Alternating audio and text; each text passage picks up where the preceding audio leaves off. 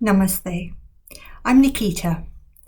Do you ever hear yourself saying phrases like, well, it's okay for her or him, they earn more than me. It's okay for them, they have their parents helping out with the kids. Well, she's got a very supportive husband. Oh, well, they've got a cleaner, so of course their house is always nice. If you ever think anything like this, it means that you are drawing comparisons. Now, comparisons come from the solar plexus, which is located just underneath the chest. It's right at the top of the abdomen. Now, the solar plexus is a very powerful chakra. In fact, it's one that I am frequently working with on myself and on my clients, because it determines our sense of self. So we go through life having a perception of other people, but also a perception of ourselves. And this is formed partly by our environment, our upbringing, the things that we were told as children, our conditioning, our schools, our colleges, our teachers, even our friends and peers, and later in life, our colleagues. However, we also have an innate sense of self. So when that sense of self is compromised in any way, and what I mean by compromised is there's a lack, so you feel like you're not enough as you are, you feel like you're not worthy enough, and this could be because you don't feel like you are attractive enough, or you're not slim enough, or you don't feel like you've achieved enough in life. A lot of people get to a point where they look back on their life and they start to reflect. And if they feel as though they haven't achieved everything they wanted to achieve, or perhaps they've done things in a different way to which they initially set out to, this causes this imbalance in the solar plexus. And then what happens is we start to feel like we are not enough as we are. We're not worthy. We're not, everything that you could write after the word not. So what happens is we start to draw comparisons with people around us. So when our colleague at work tells us something, when our friend tells us something, even our children, we start to put ourselves in their shoes and say, well, if we had their circumstances, then our life would be different. So, for example, one of your friends might have had their parents give them a significant amount of money towards a house, towards a deposit. And perhaps you were not that lucky. You didn't have to. You had to work really hard to get your house, or perhaps you're renting at the moment, or whatever the situation. So the thoughts that might go on in your mind are, oh, well, it's okay for them because they got it easy. But actually, these thoughts are not serving us well. And they're very natural, by the way, to have them. So if you have them, don't be ashamed at all. We all have them. I have them. Everyone has them. It's part of human nature. However, they're not serving us well. So they're making us feel as though we are not responsible for our reality. We're not responsible. We're not accountable. So what we're doing is we're putting the accountability onto external circumstances or people. So we might think things like, well, if I had this situation, then my life would be better. If I were to get a pay rise, then I would be much happier. If I were to get whatever, X, Y, Z, it doesn't matter what it is. But actually, the belief here is that you might have right now is my circumstances create my reality. But actually, you may wish to change that and replace it with another belief, which is my mindset creates my reality. So what that does, that subtle shift, there was only one word difference in that sentence. It was my circumstances change my reality. That could be the belief that you're holding right now. And that's why you associate other people with so-called better circumstances than you to have a better life than you. But that one word change from circumstances to mindset, what that means is you're taking ownership. So yes, those people perhaps do have better circumstances than you, but there's someone out there that has better circumstances than them.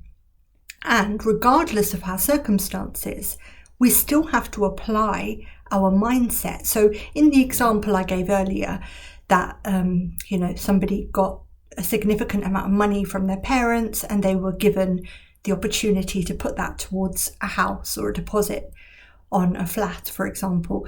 Now, that was their choice. That was their mindset. What they could have done instead is gone on holiday with that money. They could have splashed it on a car. They could have done so many other things with it.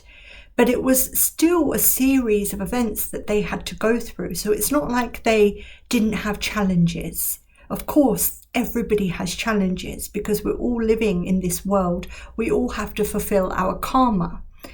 So even if it appears that someone has got it easier or they have been given a hand, it's actually not the case, because everyone deals with their circumstances based on their mindset. So the new belief you may wish to adopt is our mindset creates our reality. And what this does is it takes the ownership back. It puts you in an empowering state. So you're no longer in victim mode. So in psychology, and what I've studied is neuro-linguistic programming, there's a model known as the drama triangle. So I'll perhaps make a separate video on that because it's quite a big subject. But in the drama triangle, there are 3 roles that we all play at any given time in our lives, and we all do play them. As I say, we're all having to live through this human experience, and therefore we have to go through our karma. Nobody can escape their karma. So the roles that we play go from rescuer, somebody who wants to save the day, who wants to help out, who wants to be there and be the hero. And none of these are bad, by the way. It's a good thing. Being a rescuer is a great thing. But they're only bad when they're not serving us well. So if being a rescuer, and if you identify with that role and you think, actually, yeah, I'm a bit of a rescuer, I always try and help people out. If you do so and you go away and you're feeling really uplifted and you're feeling really proud and happy and energized, that's great. Keep that role. But if you go away and you're feeling drained and exhausted and thinking, oh, but they didn't even recognize that I was helping them and I did this and I sacrificed this, don't do it. Stop. So all of these roles are not good or bad. It's just always the question, are they serving us? So rescuer is the first of the triangle that I mentioned, the drama triangle. The second is persecutor. Now that's somebody who tries to blame others or blame other circumstances. So that's what I mentioned earlier. Someone who says, actually, it's because of this. It's because of my boss that I'm not where I am today in my job. If I had another boss, I'd definitely be further along. So even if that's right, even if that's correct, perhaps it is the case. Perhaps it is your boss that's holding you back. Thinking in that way is not helping you. So that's all we're saying. We're not saying that anything is right or wrong. We're just saying that actually, is it serving us to think this way? Or could I perhaps think in a more empowered way? So the first role was rescuer. The second is persecutor. And then the third, which is what this video is based on, is victim. Victim mode is thinking, oh, poor me. I'm not doing well because of the circumstances, the hand that's been dealt to me. Life gave me very tough times, that kind of mentality. I mean, I struggle to even come up with the dialogue. That's why I'm stumbling, because I actually, it's been so long since I've thought this way, because I've reprogrammed my mind so much that I am even struggling to come up with examples for you, because I used to be that. I mean, I used to be all of them. We all are at all the time. It's like a film. We go from different roles. We go from hero to villain, and that's what life is. Shakespeare said life is a play. And so we play different characters throughout our lives. So the first step to overcoming this sense of victim state or feeling as though, you are not as good as other people, is to first of all bring awareness to your thoughts. So as soon as you start thinking about anything to do with poor me or, oh, he or she is better off, just bring awareness to that. So when I say awareness, I mean just noticing it. And the belief here that I hold is I am not my thoughts. So a lot of people think we are part of our thoughts. Our thoughts are us. But actually, my belief is our thoughts are separate to us. And so that's why I say with great confidence, bring awareness to your thoughts, watch your thoughts. Because what that does is it brings the thoughts outside of us. So I'm here and my thoughts are here. So it's like I'm looking at them as a mirror. So the first step is to bring awareness. So noticing, what am I thinking? Then the second step is to then choose to replace that thought. And how do we do that? Simply changing the sentence. So the example I gave you earlier, I just changed one word in that sentence. And so sometimes it's as simple as that. It's changing the narrative that's going on in the mind so that it puts you back in the driving seat. So you're no longer looking at others and thinking, oh, they have better circumstances because of X, Y, Z. You're thinking, everyone is managing their circumstances in the best way that they can. And remember, we can't see other people's challenges. So even if people tell us what they're going through, and normally they'll tell us from a place of being in victim state. So if somebody is offloading to you or venting, it's usually, not always, sometimes it can be genuine, but most of the time it's, oh, this happened and that happened, and then it made me feel this way, and it wasn't fair that I went through this. And so recognizing as well, step 3 is recognizing other people's patterns of being one of those 3 roles. So I'll do a separate video all about the drama triangle because I think it's very, very important. But in this video, I just wanted to emphasize the point that when you compare yourself to other people, it's coming from that sense of self-worth, self-respect, self-acceptance, anything to do with the self, basically.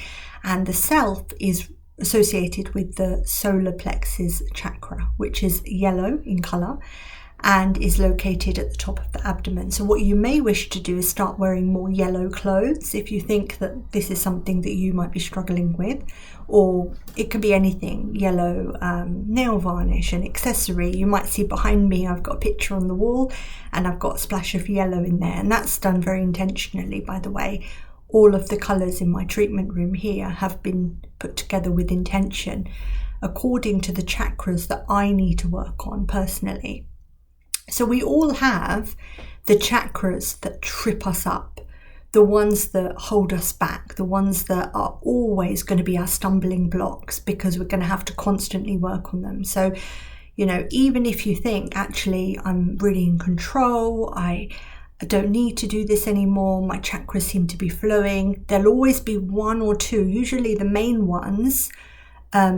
We each have 1 or 2. So for myself, and I'm not ashamed to share, mine are the solar plexus that trip me up on a regular basis and my throat chakra that trips me up. So those are my 2 that I have to constantly work on. If I don't work on them, they come back, they creep back in. So I could be doing a talk at a public event, public speaking, for example, and if I have not worked on these 2 things, I might start questioning what I'm saying, so that would come from the solar plexus, or I might start stumbling when I speak, and that comes from the throat.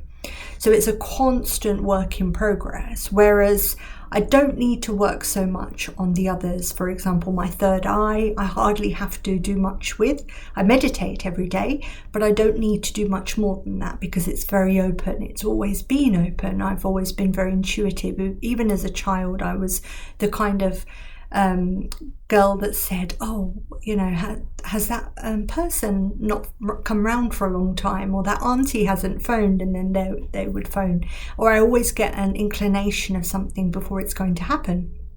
So that's the third eye. And also my crown is very connected to the source, so I don't need to work on those as much. So if you would like to have a chakra assessment, let me know, reach out. It's a one-to-one session. It's done online, so you don't even need to be in person at all.